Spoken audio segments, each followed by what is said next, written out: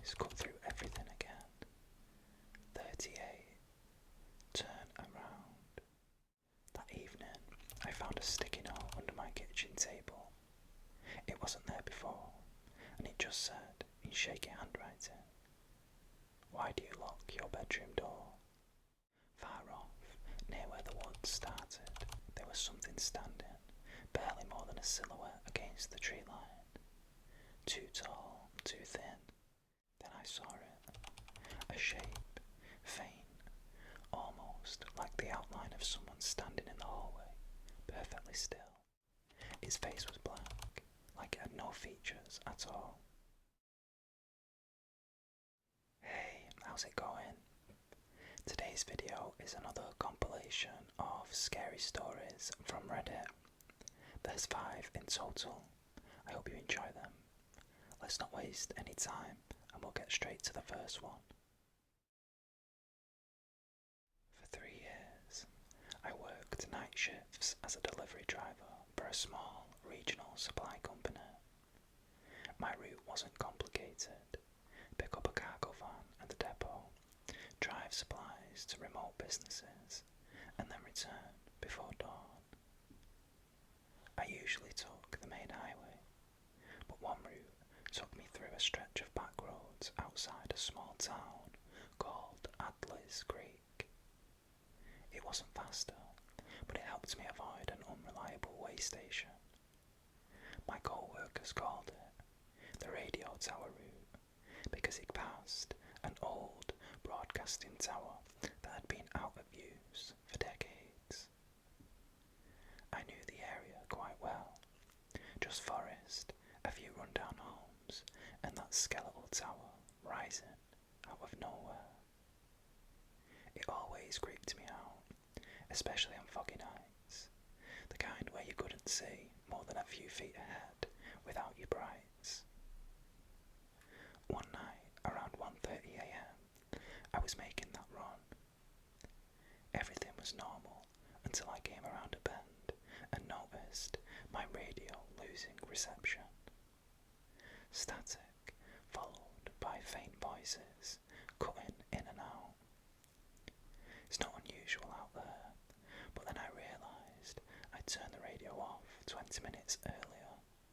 I reached over, confirming the power dial was in fact off. Yet the static stayed, and the closer I got to the old tower, the clearer the voices became. At first, I thought it was an old broadcast looping, maybe some weird bleed from an abandoned signal. But it wasn't music or advertisements, it was a conversation. A woman's voice, sharp but quiet, asking for help. "Out here, please, if anyone can hear." Then a man's voice, low and frantic. "No road, we're still out here. Don't come closer." The oddest part, it sounded like a recording. The way their voices shifted, cut off, sometimes overlapping, it sounded like they were answering someone in real time. Me. I instinctively glanced at the radio dial, but the backlight was dead. Just pure static coming from speakers that shouldn't have been on.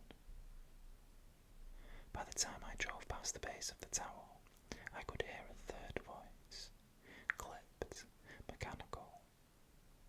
It repeated a phrase in a rhythm that didn't make sense. 38, 38, observe. I don't know what made me do it, but I pulled over on the gravel shoulder, turned the van off completely. The static cut out, but the voices didn't. They kept going, faintly, like they were coming from just outside the window. I sat in the dark for a solid minute. The woman was crying, saying something about the tree line. The man was quieter, his voice muffled, like he was out of breath.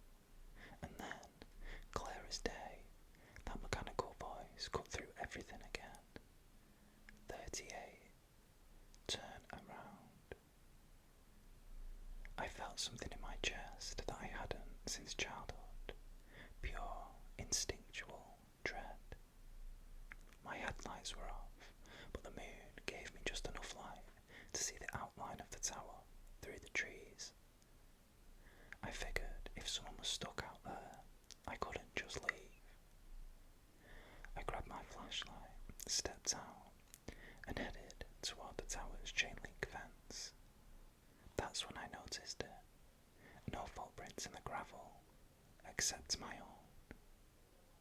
And the closer I got to the fence, the louder the woman's voice became, crying for help, asking for someone to get them out. I tried shining my light through the fence, expecting maybe squatters or kids. There was no one, only wind through dead leaves, but the voices were crystal clear. Then my flashlight flickered and died, fresh batteries too. And in that dead silence after the being cut out, I heard something else, breathing from the other side of the fence, too close to be natural.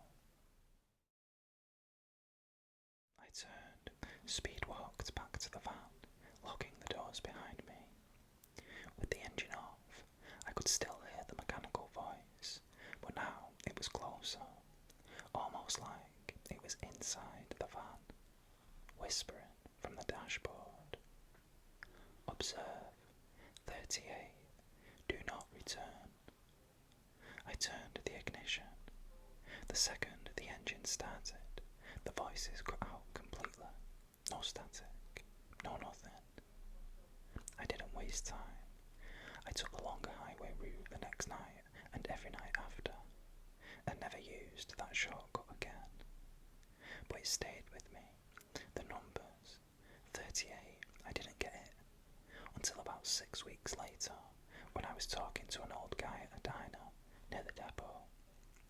He told me about a bus accident from years back, Route 38, carrying shift workers from a factory in Adley's Creek.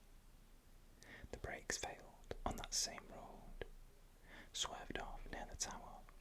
Everyone on board died in the woods. No recovery. Bodies were scattered. Some were never found. It happened on mile marker 38, right where I'd pulled over.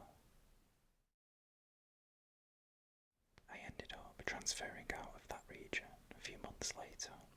No more back roads, no more towers. But when I'm driving in remote areas, I'll switch off my radio completely, just to be sure. And more than once, I've heard faint static creep in. A woman's voice, distant but recognisable, asking quietly, "Is anyone there?"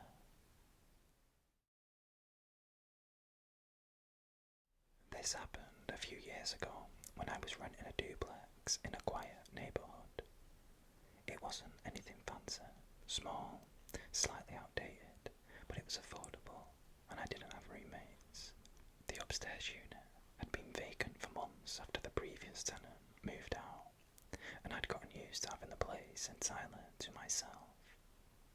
Then, about 2 months before I moved out, the landlord finally rented it to someone new. I first saw the guy on a Tuesday afternoon while I was unloading groceries. Mid-30s, average build, short dark hair. He nodded politely, but didn't say much. I remember thinking he seemed quiet, a little awkward. It was fine by me. The first week was uneventful. I'd hear footsteps above me occasionally. Normal stuff. Nothing loud, no parties. But around the second week, I started noticing little things that didn't sit right. The bathroom fan upstairs would turn on and off at weird hours, like 3 a.m, when everything else was silent. There'd be moments I'd hear footsteps pacing for hours without any breaks. Always slow, deliberate steps. Never a TV, no music, just pacing. The duplex had a shared backyard. One night, around midnight, I took out some trash and stepped into the back porch. The upstairs unit had a staircase leading down to the yard, but his porch light was off. Just as I walked to the bins, I noticed a movement in my peripheral vision. I glanced up and froze. He was standing there, at the top of his back staircase. No light, no movement, just watching me. I couldn't see his expression, but I knew he'd been standing there before I even stepped outside. I muttered a quick "hey" and went inside. Next morning, I told myself it was nothing. Maybe he just stepped out at the same time. Coincidences happen. But after that, I started noticing it more. Every time I left work early, I'd catch him peeking through the upstairs blinds. Every time I got home late, the upstairs light would flick off just as I barked. He wasn't loud, and he didn't bother me directly, but I felt watched every minute I was home. About a month in, things got stranger. I came home one evening and noticed scuff marks on my front doorknob, like someone had been messing with it. I checked with the landlord, who said the locks hadn't been changed. The same week, I found the storm door slightly open twice, even though I always locked it. I started double checking everything, but it didn't matter. One morning, whilst brushing my teeth, I heard footsteps upstairs, pacing like usual, but then they stopped, and I heard his front door creak open, then soft, careful steps down the staircase towards my unit. I stayed quiet, toothbrush still in my mouth, listening. The footsteps stopped directly outside my door. Then I heard the unmistakable sound of keys jangling. A key slid into my lock and tried to turn. Not forceful, methodical, like someone was testing different keys, seeing if they would work. I stood there frozen, heart in my mouth. After a minute, the keys jangled again, and the footsteps moved away. I called the landlord immediately. She swore the upstairs tenant shouldn't have keys to my unit. She said she'd talk to him. But the next few nights, I could barely sleep. I moved a chair against my bedroom door, just in case. On a Friday afternoon, I decided to work from home. Around noon, I heard footsteps pacing as usual, and then silence. 10 minutes later, I thought I heard my back door, the one leading to the yard, rattle. When I went to check it, it was locked, but something fell off. That evening, I found a sticky note under my kitchen table. It wasn't there before, and it just said, in shaky handwriting, "Why do you lock your bedroom door?" I packed a bag and left. The landlord changed my locks that night. I filed a police report, but without any concrete evidence, nothing happened. She claimed the upstairs guy had denied everything, and that he seemed nice. I stayed with a friend for a week before coming back, just to grab my things, and ended the lease early. Before leaving for good, I went back inside to do one final sweep of the place. Every door locked, every window secure. But in the bedroom closet, tucked behind some old boxes, I found something I'd never seen before. An extra keyring with 2 keys, one labelled downstairs, and the other one was labelled bedroom. I grew up in a small farming community where nothing really ever happened. After I graduated, I worked in the next town over, but stayed with my parents to save money. Our house sat by itself, surrounded by wide, Empty fields on all sides, no neighbours within sight. One winter night, I got home late from work. It was already dark, and as I pulled into the driveway, my headlights swept across the front yard and the cornfield beyond. I noticed something strange out there. Two faint lights hovering above the ground, side by side, just beyond the old fence line.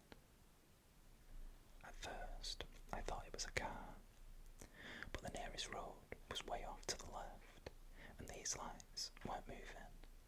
They just hovered there, far into the empty field. I stood at the kitchen window with the lights off, just watching them. I told myself maybe it was someone on a four-wheeler or a piece of farm equipment left out, even though it made no sense in winter. They stayed there for about an hour, unmoving, before eventually just fading out. A few nights later, around the same time, I let our dog out before bed. He always sprinted into the yard and back in 10 minutes, but this time he stood at the edge of the porch, stiff as a board, staring out toward the field. I followed his gaze. The two lights were back, same spot, floating just above the fence line, too far away for eyes, too close together for vehicle headlights. They didn't blink, didn't move, just hovered in that exact same position. I called for the dog, but he wouldn't go down the steps. He wouldn't even bark. He just backed up slowly into the house. And that night, I slept with my blinds shut, when usually I'll sleep with them open, so that I can see the sun in the morning. A week later, I made the dumbest decision I've ever made. I got curious. My dad was away on a hunting trip, my mum stayed with my sister, and I had the house to myself. Right after sunset, I grabbed a flashlight, bundled up, and walked out toward where I saw the lights. My boots crunched through the frost. Everything was dead quiet. No wind, no distant cars, just the sound of my own steps in the empty field. When I reached the fence, I stopped. There was nothing. Just open field, stretching for acres. No signs of equipment, no posts, no vehicles. Just frozen grass and that suffocating quiet. I stood there scanning with my flashlight until I caught movement. Not lights, a figure. Far off, near where the woods started, there was something standing, barely more than a silhouette against the tree line. Too tall, too thin. It wasn't walking, it just swayed slightly, as if shifting weight from one foot to another. I turned back immediately, half walked, half jogged back to the house, refusing to look back. I stayed awake that night with every light on in the house, listening for any sound. By 3 a.m, nothing had happened, and I was finally starting to doze off when the dog let out this deep, nervous whine. Then I heard it, a faint, metallic tapping sound, like something lightly knocking against the side of the house. I walked to the back door and flipped off the kitchen light so that I could see through the glass. I had a perfect view of the fence line where the field began, and they were there, the lights, closer than ever before, barely 30 feet from the house, hovering just beyond the fence, pale, steady, and too low to be headlights, too wide to be eyes. I didn't move. I stood frozen. I heard the tapping again. This time it was closer. It wasn't coming from the field. It was coming from the front porch. I never opened the door to check. I never looked through the window. I locked myself in my bedroom until sunrise. The lights were gone by morning.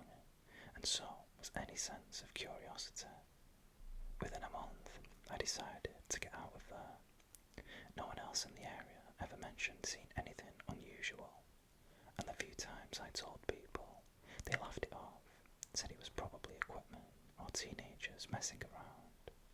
But I know what I saw, and I know whatever was out there, it got closer every night. Hey, sorry to interrupt the stories. They will continue shortly. This is just a quick message. If you are enjoying the stories, please do consider subscribing for more. There'll be 2 new videos every week containing scary stories, all whispered. Anyway, let's get back to these stories. When my grandmother passed, my parents asked me to help sort through her things. She lived in an old farmhouse on the edge of town, a place I'd only ever visited a few times growing up. I remember it being quiet, a little stuffy, but nothing especially creepy. That changed the week I stayed there alone. The first few nights were fine. I worked through her paperwork during the day and boxed up little items at night, but on the 3rd evening I noticed something strange with the back room, the one facing the overgrown garden. The door wouldn't stay closed. I'd shut it before bed, but every morning it was open again, just slightly ajar. No draft, no warped door frame, and the latch worked just fine. I didn't think much of it until I realised something else. It was always just wide enough for someone to peek through. One night, after hours of sorting through dusty photo albums, I decided to crash on the living room couch. Around midnight, I woke up suddenly, unsure why. The room was cold, colder than it had been all week. I sat up, rubbing my arms, and that's when I noticed the back room door, wide open. From the couch, I could see the dark hallway stretching to the back of the house. I knew I'd shut the door earlier. I remembered hearing it click. I stayed frozen on the couch, trying to reason with myself. Maybe it hadn't latched fully. Then I saw it. A shape, faint, almost like the outline of someone standing in the hallway, perfectly still, half hidden by the door frame. No movement, no sound, just the vague outline of a head and shoulders. I didn't move, I just stared, breathing as quietly as I could, watching the shape for any sign that it was just a trick of the light, but it didn't fade. For the rest of the night, I stayed awake. I sat up with the lights on, watching the hallway. By morning, the shape was gone and the door was wide open. I decided to pack up early and leave, but there were still a few things left in the kitchen. As I cleaned up, I caught a reflection in the window above the sink. It was still early. The sun was just rising behind the garden. In the reflection, I could see the back hallway behind me, and there, standing just inside the doorway of the back room, was the outline again, clearer this time, the tall figure of a man standing motionless, angled slightly, like he was staring at me. I turned around instantly, and nothing there, just empty hallway. But when I looked to the window, the reflection remained. I didn't grab the rest of the boxes. I left everything, grabbed my keys, and drove out of there before the morning fog had lifted. Later, I told my parents I wasn't comfortable going back. My dad went by himself a few days later, during daylight hours. When he came back, he looked pale. Said there were handprints on the glass of the back window, high up, where no one should have been able to reach, like someone had been pressing their palms flat against the window, staring inside. They hired someone to clean out the rest of the house, and I haven't been back since. There's a little hiking path about 15 miles outside of the town where I grew up. It's called Fisherman's Hollow. Most people don't even know it exists anymore. The old trail signs are faded, the dirt track half reclaimed by weeds. But I remembered it from when I was a kid. My dad used to take me there to fish. It was isolated, but peaceful, or so I thought. Last fall, after a rough few weeks, I decided to clear my head and go for a long hike. I left my phone in the car, packed a simple lunch, and headed up to the hollow. For the first couple of hours, it was exactly what I needed. No people, just the soft sound of my boots on earth and the wind threading through the trees. But around mid-afternoon, I started noticing something off. The trail seemed different, not physically, but atmospherically, like I wasn't really alone. No animals rustling, no distant bird song, just me, walking, and something unseen that seemed to be observing my every step. I told myself I was overthinking it, but when I reached the old fishing spot, the wide clearing next to a still, murky pond, I felt it for real. A prickling sensation, like eyes, many of them just beyond the trees. I ate lunch by the pond, trying to brush it off. Maybe it was just nostalgia making me jittery. But as I stood to head back, I heard it, a woman's voice, calling from the direction of the water. Not yelling for help, just speaking. Her tone was conversational, like she was chatting with someone, only there was no one there. I stood still listening. The words were soft, muffled, but distinct enough to make out some phrases. I told them not to go. Never left the woods. Still waiting. Every instinct I had told me to turn and leave, but something else kept me rooted in place. Curiosity or foolishness, I don't know. I crept closer to the edge of the pond, squinting through the reeds. There was no one, just stagnant water, brown with algae and fallen leaves. Then the voice spoke again, louder this time, but from behind me. I spun around, but the woods were empty, just trees and the faint trail behind me. That's when I realised the voice wasn't coming from any direction. It wasn't echoing through the air. It was in my head. I forced myself to leave, fast walking back down the trail, telling myself I'd just been alone too long, letting my imagination fill the silence. But the deeper I got into the woods, the more the trail seemed unfamiliar. It forked in places I didn't remember, angled upwards when I thought it should have gone down. Everything looked the same, but none of it matched my memory. And the voices followed. Not just the woman anymore. Men, children, all murmuring like they were on the other side of a wall, just out of reach. I tried talking out loud, saying I wasn't interested, that I just wanted to leave. But the voices didn't react. They just grew in number, in volume, until I could barely think over the din. At one point, I broke into a run, lungs burning, but the trail seemed to loop back on itself. I passed a distinctive rotten log I'd seen near the pond, even though I'd been walking away from it. Then I saw it, between the trees, far off the path, a thin figure standing perfectly still, dressed in dull, colourless clothing, just far enough I couldn't make out the face. I wasn't sure if it was a man or a woman. I shouted, waving my arms. The figure didn't move, but the voices went silent all at once. I didn't stick around. I forced myself to think logically, find a water source, follow it downhill. It would lead to civilization.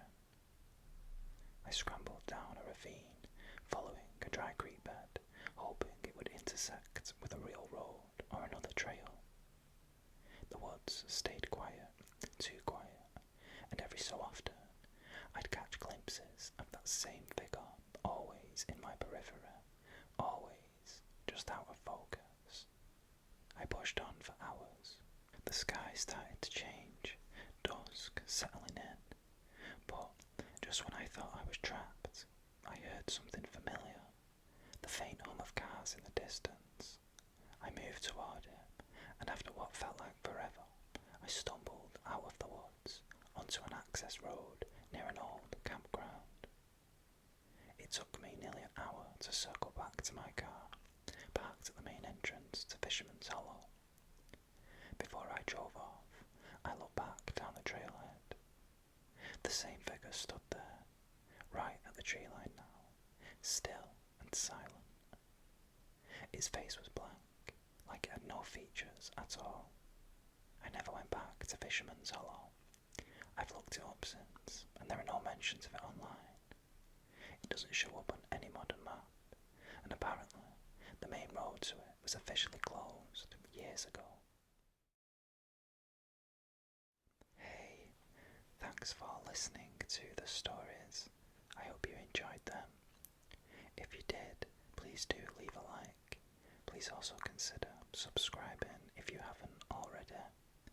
There'll be 2 new videos uploaded every week, all whispered scary stories. Thank you, and I will be reading some more scary stories soon. Take care.